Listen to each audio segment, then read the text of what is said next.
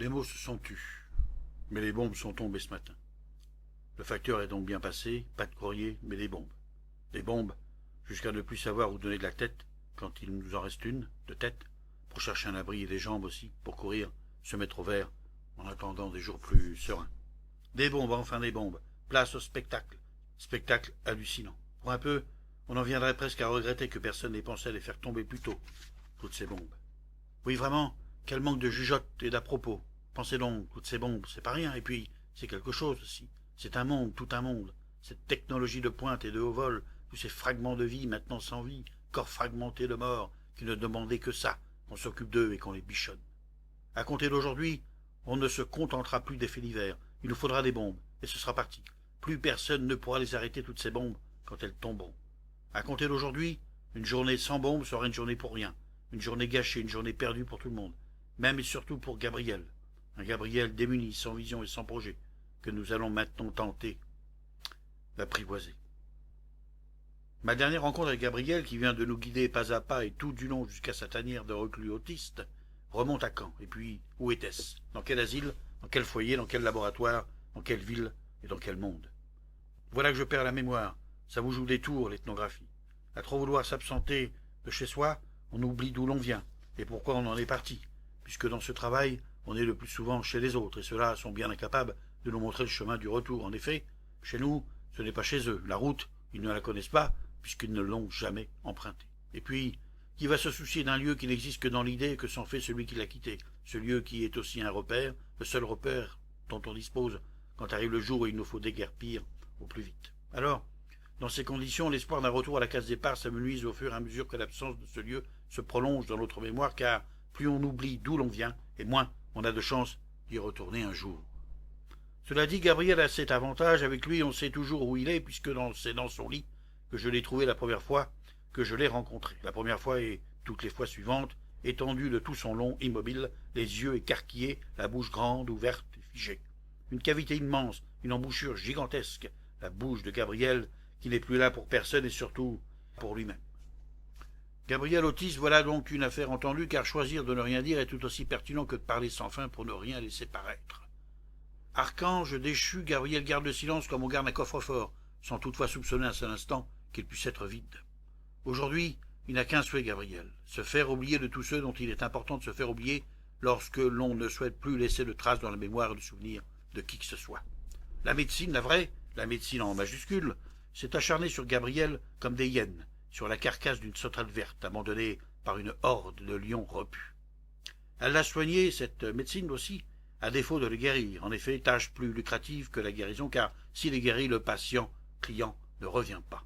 La famille de Gabriel a jugé nécessaire de soutenir et d'encourager cet acharnement, caution morale oblige, et puis l'union ne fait-elle pas la force? Avis donc aux amateurs de la convalescence, il est désormais formellement interdit de mourir avant l'heure, en sachant que dans le cas qui nous occupe, l'horloge censée indiquer en phase terminale et terminatoire l'heure critique et fatidique, eh bien, ce jour-là, cette horloge se trouvait entre les mains d'un triumvirat infernal et fatal, à savoir la famille, la médecine et l'horloger suisse, s'il en reste. Gabriel rêvait d'une mise en terre ferme et étanche, dans le sens de sa hauteur. Gabriel souhaitait être enterré à la verticale. Gabriel désirait mourir debout. Pas très surprenant, quand on y réfléchit un peu et sérieusement, tout en y regardant de plus près, puisque Gabriel a passé une bonne partie de sa vie couché. Le jour de son enterrement, si vous saisissez bien là toute l'importance de sa requête, il faudra donc non pas creuser une fosse, mais forer un puits. Imaginez-vous ça, louer un engin de forage et de levage à des prix exorbitants. La famille de Gabriel a dit « niet ». Autre exigence de Gabriel, alors qu'il l'agonisait, la présence d'un prêtre, de jour comme de nuit. Mathieu, notre bon Mathieu, qui était dans les parages, proposa ses services. La famille déclina l'offre, car on se méfie de Mathieu aujourd'hui plus qu'hier et demain plus que jamais. Oui, on se méfie de Mathieu comme on se méfie de la peste quand on ne souhaite pas y succomber, même par jeu pour, et par exemple, et pourquoi pas, tester la robustesse d'anticorps que l'on n'a pas testé depuis des lustres. Alors, notre système immunitaire sera-t-il à la hauteur de ce nouveau défi lancé à la face de nos anticorps rouillés par manque d'exercice? Oui, non. Dans le doute, mieux vaut ne pas s'y risquer, car on a beau le dire, on a beau le savoir, en fait, on ne sait jamais. Mathieu était exclu. Où trouver un prêtre, puisque Gabriel tentait manifestement à nous la jouer et de se la jouer extrême onction. Malchance donc, pas de prêtre disponible pour Gabriel. Ce jour-là, La jonction de l'onction, aussi extrême soit-elle, ne s'est pas faite, jonction entre Gabriel et un état de grâce supposé le préparer à franchir le cap de la bonne espérance, folle et gratuite, de celui qui n'a plus rien à perdre, ayant déjà tout perdu, tout, presque. Le père de Gabriel était le plus virulent. Non, non, non, et non, pas de curé ici.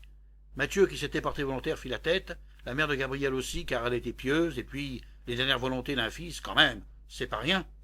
Quant à moi, j'ai détourné mon regard, vitreux, pour le porter dans le parc, qui gisait devant moi, et là, derrière la baie vitrée, à l'intérieur d'une nuit noire et glacée comme les vitraux d'une église aux portes de l'enfer condamné, j'ai vu un index se dresser très haut dans le ciel, et j'ai entendu la voix onctueuse et pâteuse de Gabriel qui s'élevait et résonnait comme une dernière prière. Mais quand est-ce qu'ils vont me lâcher, tous ces cons? Merde alors.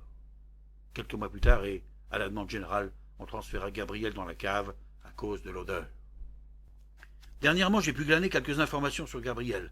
J'ai attendu la fin de la moisson, le champ était désert, j'ai pu sans peine faire mon marché en qualité de monsieur je sais tout, car rien ne m'échappe, sous l'œil vigilant et hostile des corbeaux. Voici donc les informations que j'ai recueillies. L'histoire de Gabriel est assez invraisemblable, et pourtant cette histoire est aussi vraie que toutes les histoires qu'on a pu nous raconter depuis des lustres, et même et surtout lorsqu'elles étaient fausses. N'empêche, nous y avons cru à toutes ces histoires. Nous y avons cru sans doute pour ne plus avoir à prouver à tous ces conteurs de boniments de champs de foire, eh bien qu'ils nous mentaient bel et bien, et même si c'était laid et mal. Comme on a pu le constater dans le chapitre précédent, si de Mathieu on ne sait rien, ou très peu de choses, en revanche de Gabriel on sait à peu près tout ce qu'il faut savoir. D'aucuns diront même qu'on en sait un peu trop. Finalement, ce sont ceux qui en disent le moins qui suscitent, provoquent et déclenchent malgré eux, bien malgré eux, et en cascade, une avalanche de commentaires et de commérages. Volonté de discrétion et profit bas affichés, et blanc, une armée entière vous tombe dessus. Les langues se sont donc déliées avec la rapidité d'une écriture de plume. On aurait juré qu'ils ne connaissaient que Gabriel, ce qui nous en dit long sur les capacités relationnelles de ces gens maintenant avides de me livrer des informations dont la fiabilité et l'objectivité restent pour le moins sujettes à caution. Mais ne perdons pas de temps, avançons. Si l'on en croit la rumeur, Gabriel aurait fréquenté tour à tour et dans l'ordre et simultanément le milieu de l'art contemporain, le show business, la publicité et la littérature. Multidisciplinaire Gabriel, cumulard Gabriel, un homme à tout faire Gabriel, un homme de la Renaissance, à n'en point douter. L'art contemporain, le show business, la publicité, la littérature, étrange itinéraire tout de même, car le plus souvent, nombreux sont ceux qui commencent par la littérature, puis la faim au ventre et l'estomac dans les talons s'orientent vers la publicité, et parce qu'il faut bien mourir riche mais con, et tout aussi nombreux sont ceux qui se jettent à corps perdu dans les bras du show business pour justement ne pas mourir. Tant pis, c'est raté.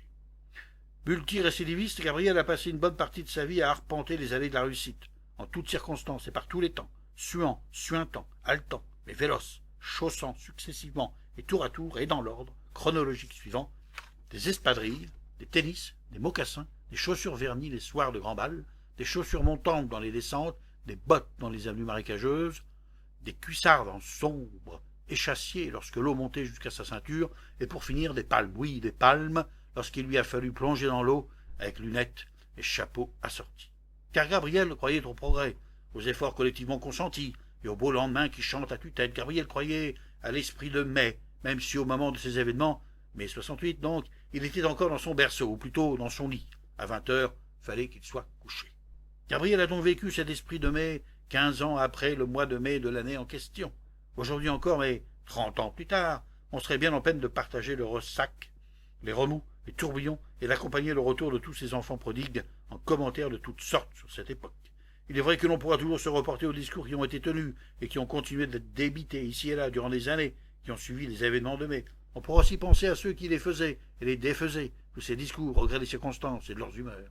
Plus tard, ceux qui avaient tenu le haut du pavé sont allés exercer leur talent dans la publicité, à la radio, à la télé ou bien dans les journaux qui n'étaient pas toujours révolutionnaires, dans des gouvernements aussi, des gouvernements de centre-gauche, et puis fatalement des gouvernements de droite, les jours de vaches maigres. Revenons au sujet qui nous occupe, à savoir l'art contemporain, le show business, la publicité et la littérature. Commençons par la carrière artistique de Gabriel.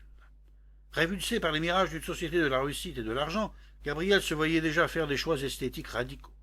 Gabriel comptait se ruer sur l'art comme on se rue sur l'or, sans un sou en poche mais confiant car ses intentions étaient pures. À qui voulait bien entendre et y souscrire haut et fort, Gabriel croyait en l'homme, comme quand on y croit parce qu'on ne le connaît pas, me susurre-t-on à l'oreille, non sans ironie. produit d'une volonté et d'un combat mené sans relâche, loin des modes cyniques, tout comme Mathieu et sa tentative de putsch contre le journalisme de complaisance, Gabriel pensait introduire un questionnement quasi métaphysique sur le sens éternel de l'art qui nourrissait l'individu depuis que le monde est monde. Gabriel, une nouvelle race d'artistes, assurément, un engagement total, l'art de Gabriel. N'avait-il pas fait sienne la maxime suivante: on n'est grand que si l'on œuvre pour après soi? Un soldat, un résistant engagé, sur tous les fronts, Gabriel voyait un art de survie, une ascèse, un art en forme de quête d'identité, un contrat social aussi, contrat entre lui et ceux qui dédaigneraient un jour signer ce contrat aux clauses bien insolites.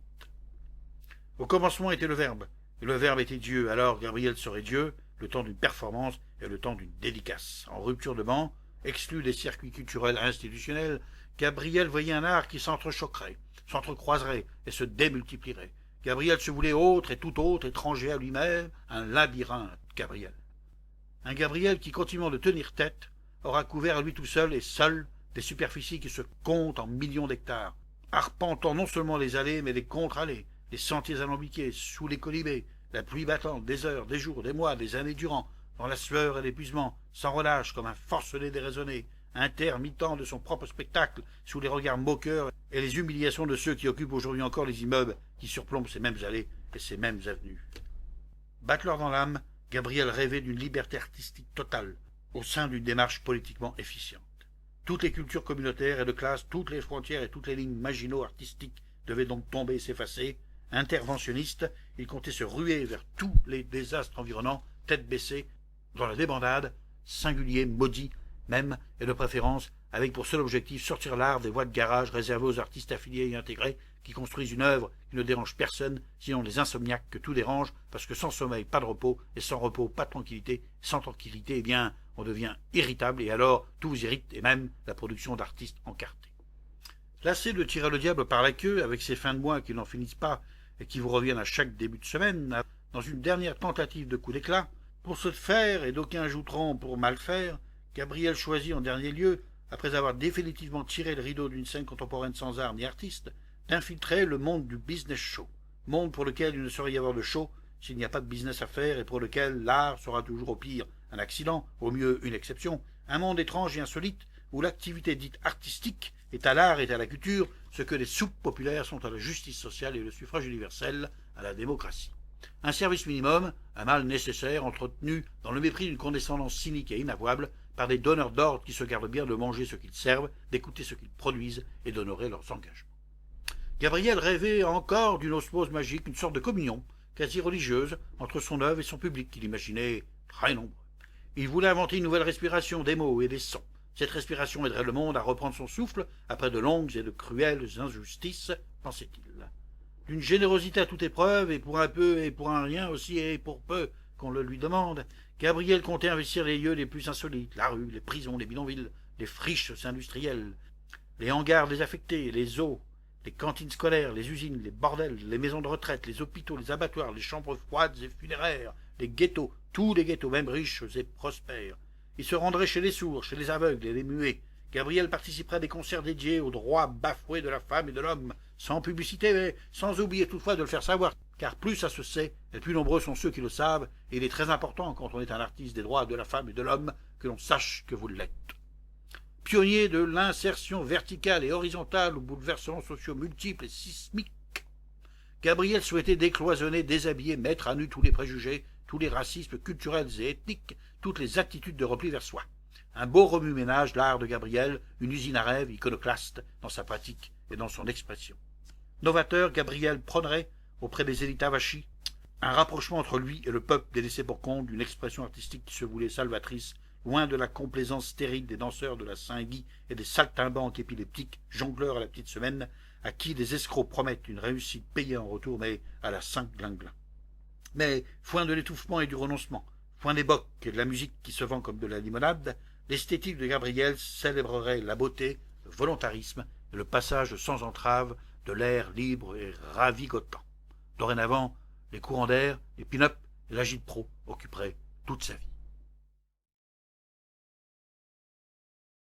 Extrait du titre Les apôtres, les anges et les démons, chapitre 2, par l'auteur Serge Uleski.